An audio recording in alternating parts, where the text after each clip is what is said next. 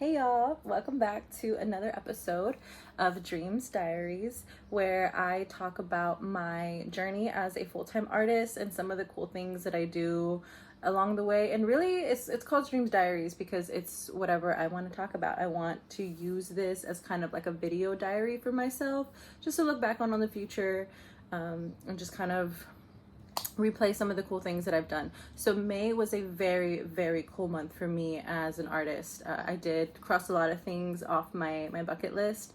And I want to start off by saying that May is my birth month. She's a Taurus. I turned 29 this month, which is really cool. Something I was looking forward to. I do actually enjoy aging, which is weird. Everybody is like, "Oh, you're turning 29, you're almost 30," but no, I believe that aging is a privilege. It's a gift, and it's not something that everybody gets to do, right? I've had a few friends in my life who will never get to see the age that I'm at now. I just turned 29. So to me, that is a big, beautiful blessing to be able to be 29 and to be able to learn and grow and just enjoy my life. So this month, I really, really focused on enjoying my life and having experiences in choosing experiences for myself. So let me kind of just start from the beginning. We are May 31st today, so I'm recapping the entire month, so just kind of mentally looking back for me. The first thing, we started off the month strong with an art show, Mind Fruit, that was showing at Clamplight, another show curated by Simone Martinez.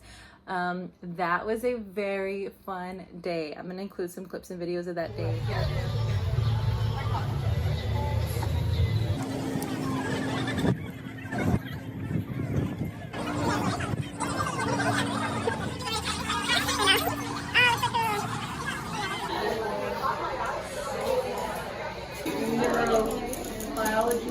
Okay. Recording live from Clamplight at, wait, no.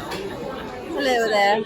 I'm back once again to finish talking about my painting entitled Daydream. Come, let's take a look-see up close of the painting. It's Daydream.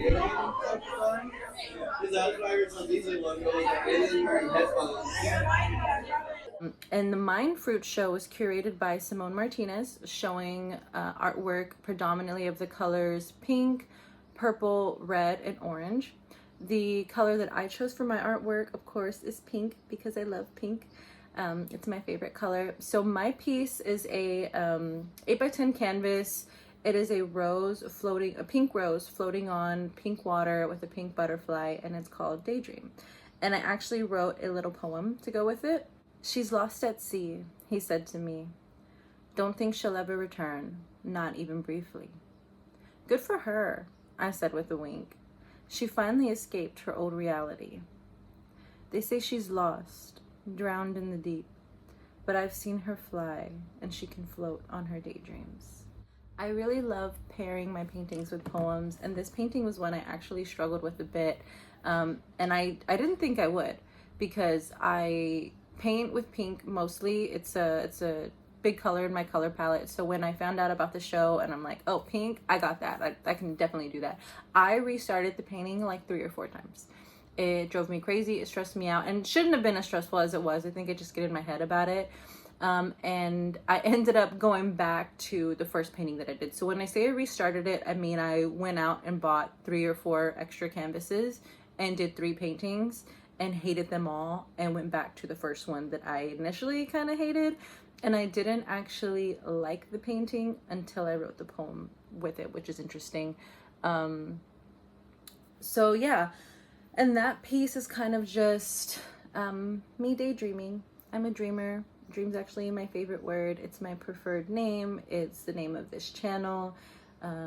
So I say I'm a dreamer, right? Because I have a lot of tiny little dreams, a lot of baby dreams, right? I guess that's what I'm kind of calling them now in my head. A lot of baby dreams that are on my list to accomplish. I don't believe in pursuing one thing. I don't believe that the path to being an artist or being anything or anyone is linear, right?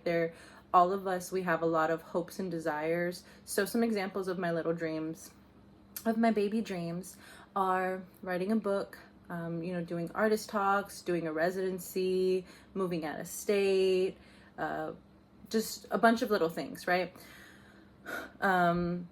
So the further along I go on this journey, the more I accomplish some of those baby dreams, the more I want to document it and share them with you.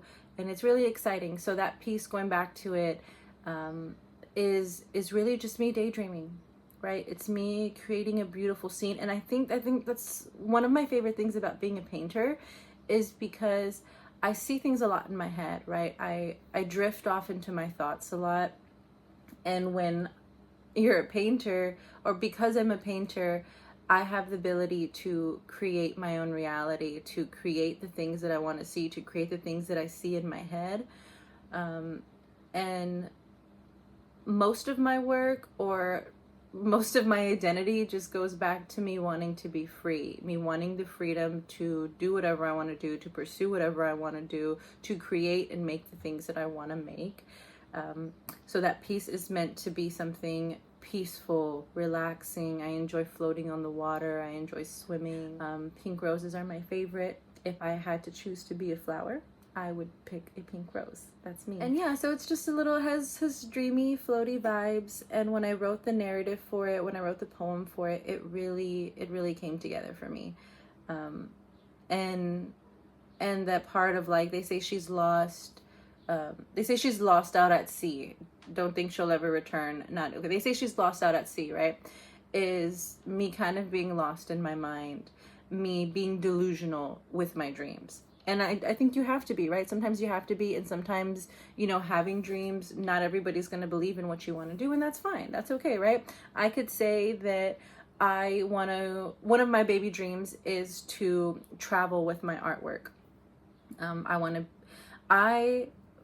Specifically, I envision an artwork of mine going to Paris, and me flying out to Paris for an opening, for a show, dressed all nice to be with my artwork.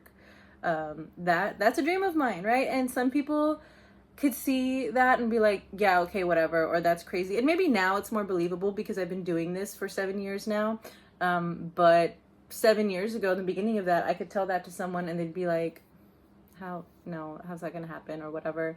And I think we hear that a lot. I think you can tell someone your dreams and they might not believe you. So that's where that comes from, of they say she's lost out at sea, of like, it's other people talking, and they're talking about me, and they're saying, she's in her own little world, she's lost. And it's funny because I had a conversation with my dad recently, and he was telling me that he was talking about me to one of his friends, and she said, I think she's lost. Like, she doesn't know what she's doing. Like, why is she doing tattoos? She doesn't know what she wants. And when he's telling me about this conversation, and he's telling me this, like, I know they're having a conversation about me, right? It's literally, people talk about you behind your back. That's what he's telling me that they were doing, right? They were talking about me, and it's fine. It's my dad. He's my parent. But it's interesting to hear what other people think about me, and I don't internalize it, right? So from the outside perspective, you can look at me and you can think that I don't know what I'm doing, or I don't know what I want, or that I'm lost. And that's fine, and it's okay, because I don't have to explain myself to you, because you're not here watching my channel, you're not here living my life, you're not here doing the things that I'm doing, and you're not a part of my world, because if you were, then you wouldn't believe or think those things, right? So that's kind of where that comes from, right? They say she's lost out at sea. Don't think she'll ever return, not even briefly, because I'm not coming back, right? This is something, my dreams are something that I pursue with my whole heart, right? And if you want something, you give everything to make it happen. Anything I want to do, I do it, and I know I can do it because I have the passion and desire to do it, and do it with my whole heart, right? So she's never going to return, right? She's pursuing this. If I need to move away, if I need to quit a job, if I need to work 10 jobs, like, to learn what I need to learn to get to the top, I'm going to do it because I want to do it, right? So don't think she'll ever return, not even briefly. And then the next part is, good for her, I said with a wink, which is kind of like me. It's kind of me. me being on the other end of that conversation, hearing someone talking about someone pursuing the dreams, or talking about me and saying, you know, they say she's lost, she doesn't know what she's doing, know what she wants. And I'm like, good for her, I said with a wink. She finally escaped her old reality. Because when we look back at my work, or when I look back at my work from the past 10 years, from the past 15 years, I've been a poet before I've been an artist, right? And in my poems from elementary school, as early as 3rd grade as I can remember, that's my earliest memory of writing a poem, is 3rd grade. I have always talked about wanting to escape, wanting to run away, wanting to be free, wanting to create my own reality and things like that. So that's where that comes from, of me saying good for her. Like, she's lost, she's gone, she's not coming back. Good for her, she finally escaped. And that's the place I feel like I'm at right now. I feel like now that I'm 29, now that I'm an adult, now that I live on my own, now that I have a voice and I stand firm and true in my voice, I feel so much freedom. I feel like I genuinely can do anything that I want. Like, I believe that with my whole heart. Anything that I want and I desire in life, I can have and I can do, because I believe that I can, and I know that I can, and I know that I'm capable of it, right? And I feel like it's taken me a long time to get here. It's taken me a long time to build up this confidence in myself. And that's why I say good for her. She finally escaped her old reality, because I did. Because I lived in this reality so long of feeling like I wasn't good enough, feeling like I wasn't worth anything, feeling like I didn't matter, like I wasn't seen, like I wasn't heard.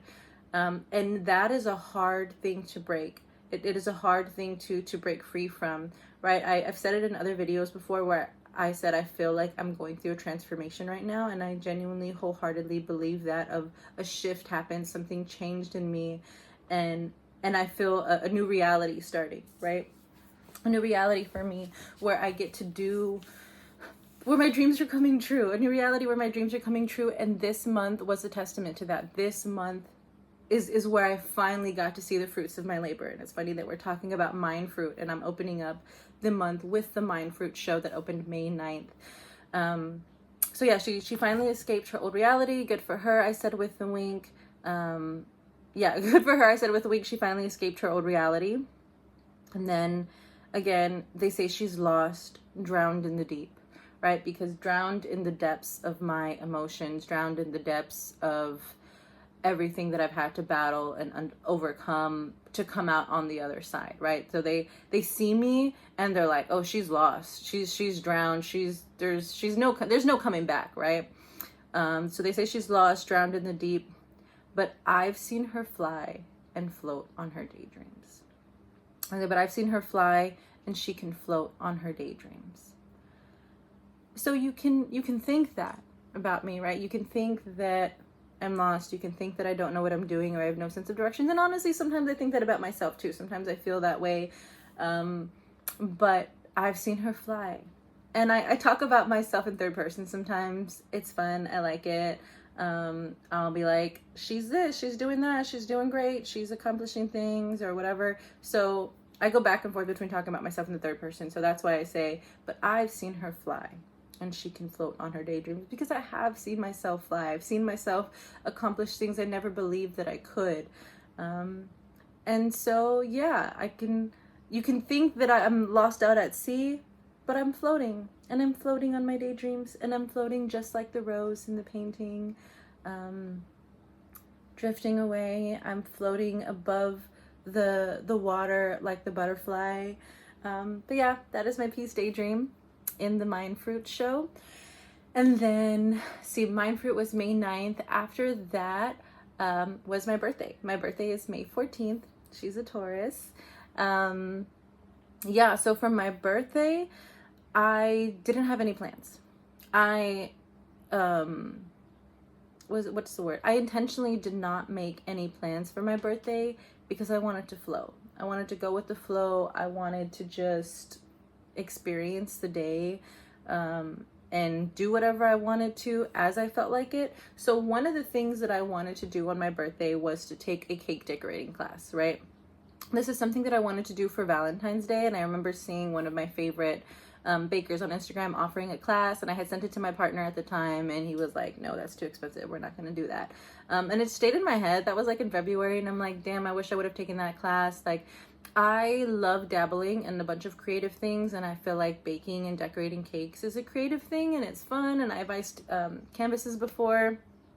So I really just wanted to have fun, and I love the way cakes smell. I think they smell so good. So I thought it would be fun to decorate my own birthday cake. So that's what I did. And it's funny because it's like, I say these things, I think these things, and I'm like, man, I want to do that. And the cake I wanted to decorate was that viral candle cake. And initially I was like, you know what, I'm just going to do it myself. I'm going to buy a cake and I'm going to decorate it, whatever. But I'm like, I don't even have the tools. I don't have the tools. I don't want to buy all the tools. I would rather like be in an environment where I can learn and someone can teach me, right? Because I love learning. I love being in learning environments. So my friend from high school, Devin, she works at a cake shop or a cake supply store that teaches classes. And I saw her post. So my friend from high school, I saw her post on her Instagram that she was teaching a Labubu cake class. And although I didn't pick that class, it led me to more classes on their website. And I saw that they were doing a birthday Sunny Angel cake class the day after my birthday. So I thought, how serendipitous. I don't have any Sunny Angels. I was never like into them. But a few people at the tattoo shop were, so I saw a lot of them. But yeah, so I signed up for that class, and I did that class on May 15th. And one of my friends joined me too. It was super fun.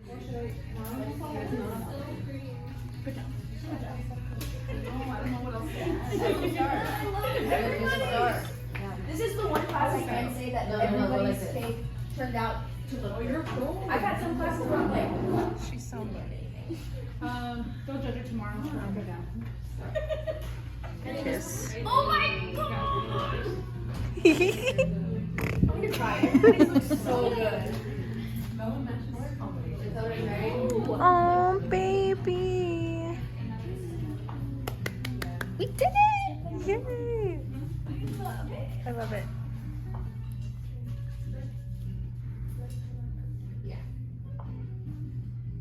Yep, stop this one. When are you doing strawberry shortcake cake? Not until July. Okay, I actually July love because we just got her. you. Welcome to my. I have glitter. I love don't know it. Let's look at the cake. Yeah, cake tour. To me, this is giving very Princess Peach. All the colors were hand mixed and imported from Italy. Italy, you say? Good tell. You're so right. So when I was decorating this cake, I was having so much fun and I loved it. I'm like, oh, it's so pretty. I love the way it came out. And I'm like, the whole time I'm like, I cannot wait to paint this cake. I was feeling so like happy and pumped and inspired that day I wanted to record a YouTube video. And I didn't record a YouTube video. So many days this month, I was like, I'm gonna record a video. I have this energy. I want to talk. So yeah, so I had the cake and then I drove home and I put it inside. I don't have central air in my house. So I put it inside. It was a hot day. I live in Texas. That was maybe one of the weeks. I think the week before we were like in the triple digits, but it was pretty hot that day. And so I left it on the table and I turned on the AC and I'm like, it'll be fine. The house cools fast. Let me take a shower. Let me get ready. Let me set the scene. Let me set the mood. Let me get my paints out, prep the canvas, whatever. When it came down for me to actually paint 2 hours later, the cake was melted and it fell apart. And I opened the box and I just laughed. I don't even know. I was like, of course. My life is so poetic. It's so funny. We work with what we got. So I'm like, well, I can't paint my beautiful cake anymore. And I was really bummed. So I pulled my ice cream out of the freezer and I grabbed a fork and I put the cake back together. Like the top layer had fallen off, so I stacked it back up and I'm like, you know what? I'm just gonna eat this cake then. It doesn't have to be pretty. It's not pretty anymore. I don't have to cut it. I'm not gonna share it with anybody. I made it like this is my thing. This is my cake. I'm just gonna eat it. So I grabbed a fork and I just started eating out of the middle of it, which was really fun. And it's weird because I don't think I've ever done that before. I don't know how many people have done that. Maybe it's not a crazy thing, right? But I've never had a whole cake to myself that I'm just kind of like freely diving into with a fork. So that was nice. And then as I was eating it, and I was looking at the table and looking at the way it looked, I'm like, that's kind of pretty. I actually like the way that looks. It's kind of poetic, right? So I painted it.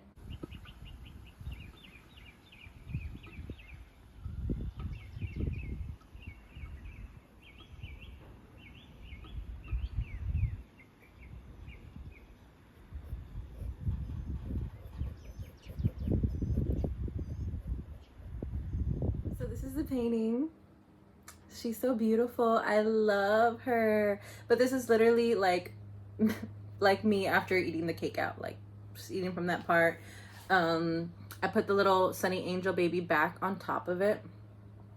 And so the cool thing about this painting is that, or an interesting thing about this painting is that I actually started it over a year ago, right? Isn't that crazy? This background, so if you look, you can see these like streaks right here, right? That kind of look like rain. I did that sometime in January of 2024. I did those streaks. I had this canvas. My friend built this canvas. One of my friends from art school. I like building canvases. I graduated. Excuse me. My friend from art school built this canvas. I graduated a semester before him, so I couldn't use a wood shop anymore to build my own canvases. So I had paid him to make a few for me. So this girl's nice and thick and sturdy, and I love handmade canvases. So I had this canvas for a while, didn't know what I was going to do with it. And then January 2024, I pulled out my paints, and I'm like, oh, I need to do something, right? So I grabbed this big brush that I have, and I never paint with big brushes. I grabbed like a big fat like wall painting brush that I had, and I squeezed out random colors. And I say random, but this is my color palette. Pink, blue, purple, that's me. I'm a pink, blue, purple girly. Right? Put some respect on my name. Pink, blue, purple is my color palette. So I kind of just squeezed all those colors out, and then I got the brush and just kind of like dragged it across, and then left it alone. I didn't know what to do after that. I was stuck, put it to the side. And then fast forward to October 2024. Yeah, what year are we? Okay, fast forward to October 2024. We had a little paint party at the shop, and I brought this canvas because I'm like, I'm not gonna start a new one. I already have this little streaky thing going on. What am I gonna do? So at that paint party, I couldn't think. I was like, these streaks kind of look like rain. Let me do some rain, right? So I put in some clouds. We got the clouds going here, and then I added some little raindrops, and then I stopped, and I was done, and I was stuck, and I knew it wasn't finished, but I was like, I got nothing. I did this. I had streaks. Now I have clouds and rain and raindrops. Where else can I go with it, right? It was so boring to me. So that stayed put off to the side for months, literally since October. We're May. I don't even know how many months it is. Someone else can count. But yeah, left it alone. And so when the whole cake thing happened and it fell apart and it wasn't what I wanted, it wasn't the way I intended to do it, I thought this canvas was perfect. I pulled it out, and I saw that the colors kind of matched the same color palette of my cake, which was not intentional. I remember when my high school art teacher saw this, he was like, oh, I see a familiar color palette. And I'm like, look, sir, yes, but also I didn't do it on purpose because the Sunny Angels were a surprise, right? They were in that little surprise happy birthday box. Everybody got a happy birthday baby, and they were all different. So the instructor told us to base the colors of our cake based off our little baby. And guess what? I got the only pink one in the whole class. So she's pink and she's blue and she's purple and whatever. So anyways, I used those colors. They matched whatever else I had going on. So I was like, you know what? This is the canvas. I'm going to put the painting on there. And immediately I knew I wanted to ice the edges because I've done this once before. I've done it once before on a cake painting I did in art school. Was about the theme of my birthday too. That's a whole other story. So I thought it'd be perfect because this canvas has thick edges. And I feel like on a wall, since it's so thick and it hangs, it makes it look more realistic, like a real cake. I wouldn't do this on a thinner canvas, like one of the cheap, smaller ones. So this was perfect for this painting. So I did that, and I love the way it turned out. The painting has a home already. It sold on Instagram before it was even finished, before I piped the edges, which is just incredible. It's incredible. I don't know if that's ever happened before either, but that was very beautiful and unexpected. So shout out to Sweet Anarchy Bakery. Well, shout out to Winter in Colorado, who owns Sweet Anarchy Bakery. That's where this painting is going, and it makes me so happy that it's going to a bakery. And my favorite baker in Colorado, we love Winter. She's supported my art for years and years and years. Love her so much. So thank you, Winter, and I hope you enjoy your new painting when you get it. I gotta ship that out soon. So yeah, that's that painting. That's what I did after my birthday. What else happened during my birthday? We also went to karaoke. So the shop I work at, Soft Revolution Tattoo, they took me out to round one for my birthday, me and Millie, one of the other apprentices. It was also their birthday. So we did karaoke. I love singing. I love karaoke. So that was really fun. God told me to travel, but he's COVID on the planes, and I love your mom, but it's the season of the sticks, and I saw your mom, she forgot that I existed, and it's half my fault, man. I just like to play the victim. I drink alcohol till my friends come home for Christmas, and I'm drinking inside of some version of you that I might not have, but I did not lose. Now you're tired tracks and won't pay your shoes, and I'm splitting half, and I don't have to. Only because you played at work. Oh my gosh. So the same day I took the cake making class. Okay, May 15th. My birthday is May 14th. May 15th. That was a crazy day. I need to talk about May 15th. So I backtrack in May 14th, right, on my birthday. I didn't do much on my birthday. Like the day itself, I went about my normal routine. It was very self-care. I think I went to yoga, went to the gym, went to Chick-fil-A. Like I chilled out, right? But also mentally I couldn't chill out because May 15th, I had a big day. I had a job interview and I had an artist talk. I had an artist talk, then a job interview, and then the cake decorating class. So I was very in my head. I was really stressed out. I was working on my presentation. I was, working on what I'd say for the interview too. I had so much anxiety. So I couldn't really enjoy my birthday and have the freedom that I wanted to or envisioned because I had so many big things happening the next day. But the next day, oh my God, the energy was just so beautiful. So that morning, I gave an artist talk at my old high school, East Central High School. They asked me, the art teachers asked me to give a talk last month.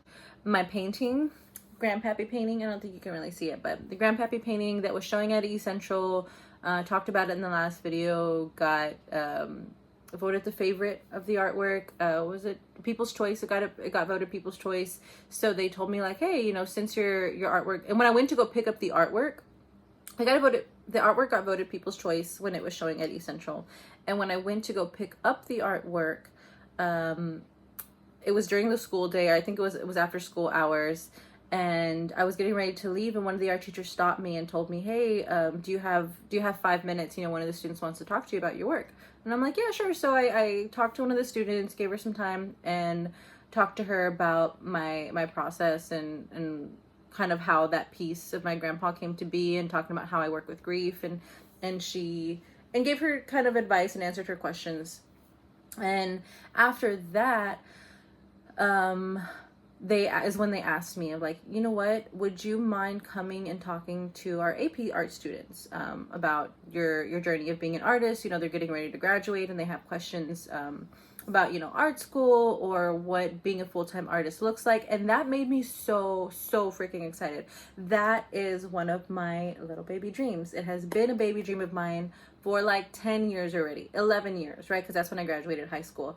So of course I said yes, because I have this distinct memory of graduating high school. So I graduated in 2014, and I remember spending the last day of school in the art room. I spent all my time in the art room. I mean, like, I ate lunches there. I left class early. Any class that I had, if we were not doing anything, I'm like, I gotta go to the art room. I even have a pass that my teacher wrote me, and I still have it. But it was always like, I got a project. I gotta go to the art room. That was my safe place. That was my safe haven.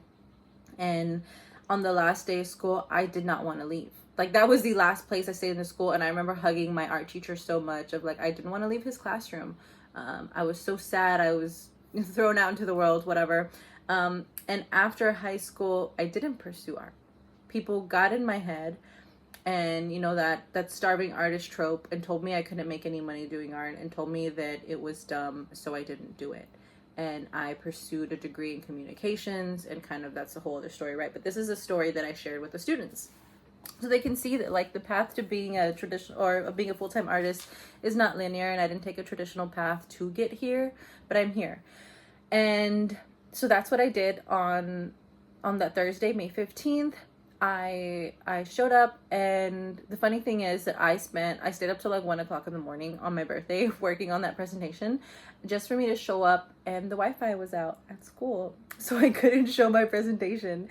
And Mr. McMeans was like, hey, you know, welcome to the world of teaching, you gotta wing it. So I did. I winged it. And I ended up just showing them photos from my gallery on my iPad, because we got the iPad to connect to the projector, but we couldn't get the presentation to connect. I don't know. Technical issues are beyond me, right? I'm an artist. I'm a painter. I don't deal with technology. But it still worked out. It was good. I talked to 2 different class periods. I handed out some stickers. I asked some questions. It was so much fun for me, and I would love to do that again. Oh yeah, I was rambling and telling a story, but I remember, so when I graduated, and I didn't want to leave the classroom, Mr. McMeans he left a really big impression on me, right? And I remember knowing that I wanted to come back to his class and wanted to talk, but I didn't know what I would talk about, right? I had that little goal in the back of my head of like, I want to accomplish something so good that they asked me to come back and I get to talk to them, right? I didn't know if it was going to be in writing or photography or PR or whatever I was doing, but I didn't want to disappoint him. I remember going to the Louvre in Paris when I was 20. I was 20, right? And at that time, I wasn't an artist. That was 9 years ago. I wasn't an artist. I wasn't making art. And I remember looking at all this artwork and feeling so disappointed in myself. I bought a postcard for my art teacher that I still haven't given him. Mr. McMeans, if you're watching this, I owe you a postcard. I have it, promise. I think I just found it the other day. You know what? I'm going to give it to him. I'm meeting with him next month for lunch. I'm going to give it to him. Surprise, surprise. I bought him a postcard of the Mona Lisa because I saw the Mona Lisa, and I never sent it to him. I never sent it to him because I was embarrassed that I wasn't making art. Because when I graduated, he actually wrote me a postcard. He wrote a postcard to all his students. And one of the things he wrote on my postcard was that if I kept art in my life, I would always find joy. And I didn't keep art in my life. So I felt really disappointed. And I didn't want to face him or tell him that I didn't, because I thought he would be disappointed in me. So I didn't. And now that it's been a decade and we've come back to it, the fact that I am now pursuing art and I'm doing this with my whole freaking heart, with my whole chest, and he asked me to come back and I talked to his class, or, you know, the other art students from the other classes too, but I talked to his class in his classroom, in the same classroom that I was in the same classroom that I sat in, that I did my first drawings. And like I want to cry just thinking about it. Like, it was so beautiful. And I opened the presentation with showing pictures of me and him, or pictures of me and my art friends from when I was there. And it's funny, like, the kids were roasting him. It was so cute. The kids were roasting him, but they were just like, what? And I wanted to open with that because I wanted to show them, like, I was in your seat, literally in your seat. That's where I sat when I was in here. So I get it. I know what it's like to love art so much and be about to graduate and not knowing what you're going to do and how you're going to do what you love, right? And what that's going to look like when you're an adult. And there was still a poster that he has in his classroom to this day that was in the picture that I posted, or the picture that I shared with them. And I'm like, hey, look, that same Spider-Man poster is still there. So that was probably one of my biggest joys from this month. So beautiful. And then directly after that, I had a job interview. I had a job interview for an art educator position at a museum. At an art museum in town, and I applied for this position like 9 months ago, if not more. I have been applying to art museums, to all the art museums in town, or all the art museums I want to work at, for months, if not years. For years, actually, I have been trying to get into an art museum. I've worked in education before. I love teaching. I love sharing artwork with people. I want to be in a professional art setting, and not that what I do now is unprofessional, but I really wanted to get some experience in the museum world, at least at some point in my career. So when I got the call a month ago about this interview for a job I applied for a long time ago, if I was still interested, I'm like, yeah. So the interview was May 15th. And I was really nervous. I was really nervous, you know, getting in my head, feeling unqualified. And I'm so happy that things worked out the way they did, that I was scheduled to interview that day coming from the school, because being at the school, talking to students about my journey as an artist and my artwork and giving that artist talk built up my confidence so much. And then sharing with my art teachers that, hey, I have a job interview after this, because they asked me to judge their art show, and I'm like, I can't, I have a job interview at 3:00. And they're like, what? I told them about it, and they encouraged me so much. One of them even said after my talk, she was standing in the back of the classroom, and she was just like, if I heard that, you know, if I was hiring or if I was interviewing, whatever, and I heard that, like, I would hire you on the spot. You know, just everything you just said right now, say that in the interview. And Mr. McMeans provided me with some resources and just advice and tips and words of encouragement for my interview. And I just feel so blessed, because I was scared. I was so scared. And I ate that interview up, okay? I went, and I don't know what came over me. I just felt so confident. I sat down, and I think I told them welcome, right? Like, welcome guys, welcome team. And so I haven't heard anything back yet. We shall see. But that's exciting. It was such a fun, exciting opportunity. I don't know. I'm really excited about it. We'll see. I will keep y'all updated. And then after that is when I went to the cake class, and all the fun cake stuff happened. So that was part of birthday week for me. And then at the end of the week is when we did karaoke. Crying over you, and I'm so sick of love songs, so tired of tears, so done with wishing you were still here. Said I'm so sick of love songs, so sad and slow, so I can't turn off the radio. Gotta fix that calendar I had this month, July 15th, because this is no more you. Another cool thing happened. Another baby dream happened this month. I auditioned for a play. I'm not even an actress, right? I've never taken theater, but a baby dream of mine, I always wanted to do theater. I love singing. Okay, I love being a creative in general, right? So just a little lore for you, a little backstory. I did dance and choir and art all throughout middle school and high school. You know, you could only pick so many electives. Mine were always dance, choir, art, dance, choir, art. I love to sing, I love to dance, I love to draw, paint, whatever. So because of that, because I made those choices, I never got to take culinary. I always wanted to take culinary. I satisfied that itch a little bit with the baking class, right? And then I've also always wanted to take theater, right? I just think it looks so fun. I love being animated. So that was always a little baby dream in the back of my head, but I already finished high school. I finished college multiple times, and I never took theater. Right? So I don't even know how I expected that dream to be fulfilled.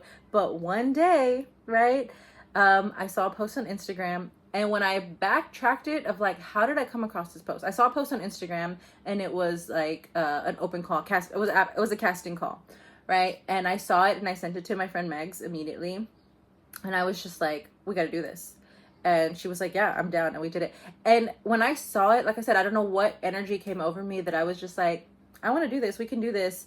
And didn't think too much about it. And the fact that she was down, and then later on I was backing out as it was getting closer. I was just like, no, it's okay. We don't have to do this. Oh, you work, you have an appointment. Oh, that's fine. I guess we can't go. And she was like, no, I moved my appointment. I'm like, stop. Why? And she's like, no, you want to do this? You said you wanted to be a star. We're going to do this.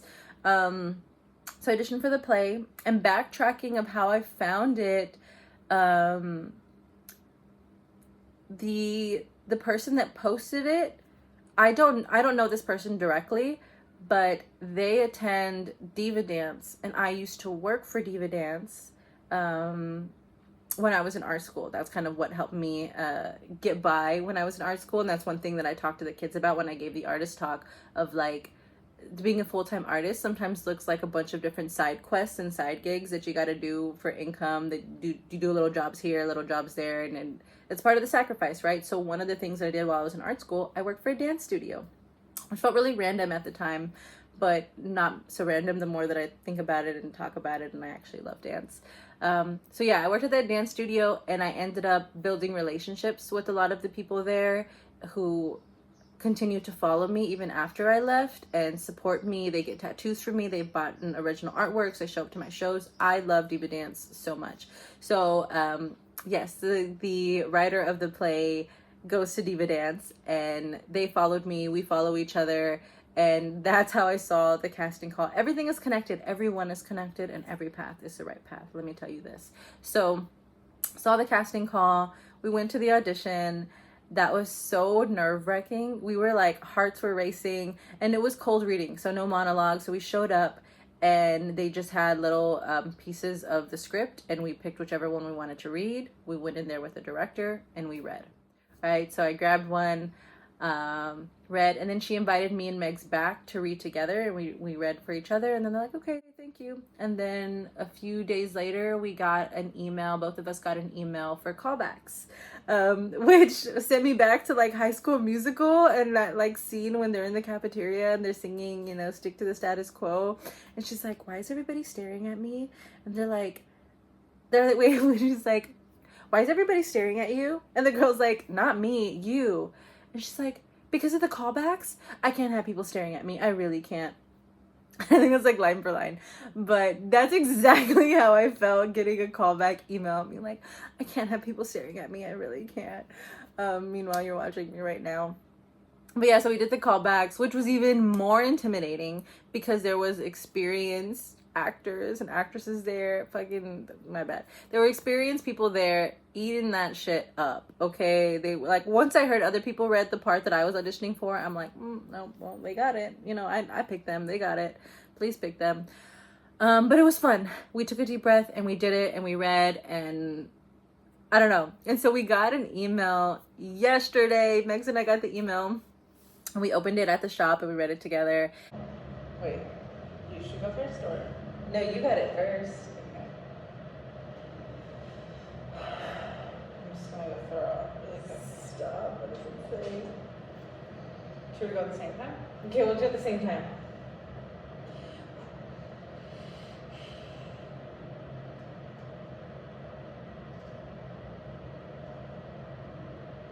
Offered the role of irate caller 2. Okay. And you? Offered the role of irate caller 1 and Sasha. Sasha? Oh my god. Yeah. Please note. What, do you have more on yours? Please note. Please note, you may not be called for every rehearsal depending on the role. All cast members will be expected to attend all tech rehearsals and performances. Please keep this offer confidential for the time being. An email. I fear. You do it online.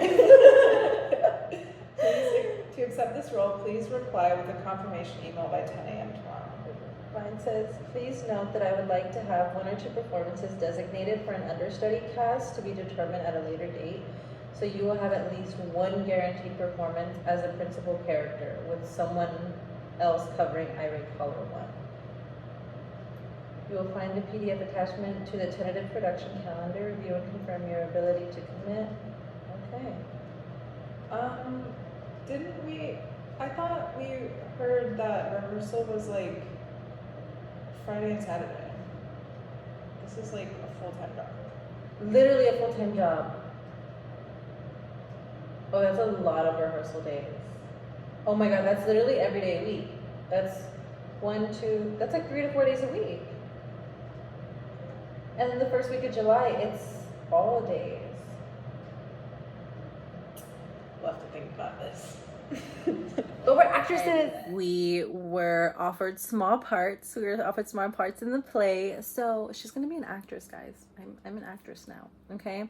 And not only was I offered a small part of the play of like an irate caller, so I get to be a Karen. Literally, I think her name is Karen, and I get to like, because the play is set at a call center.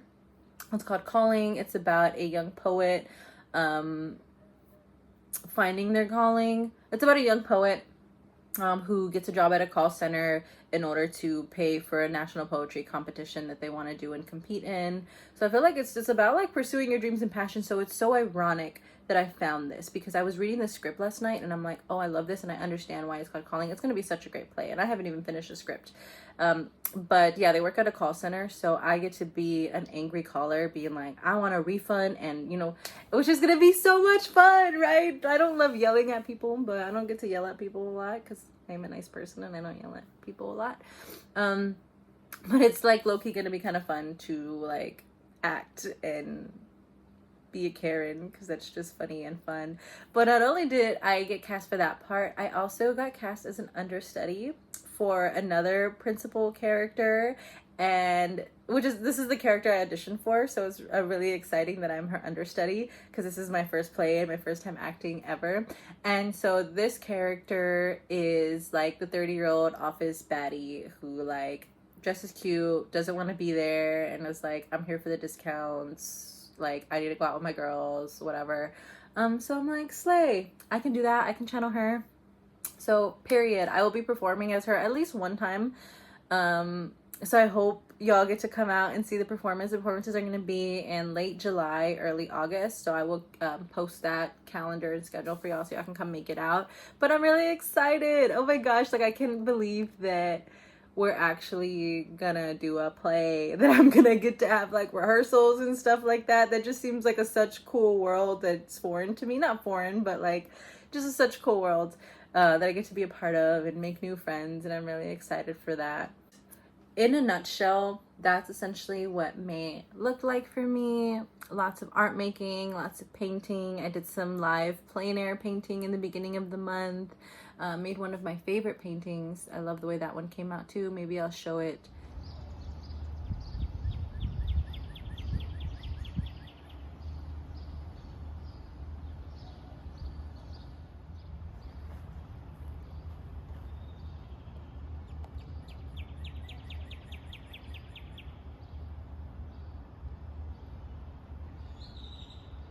But that is all I have. So thank you so much for watching, and I cannot wait to keep you updated on how things unfold in the future.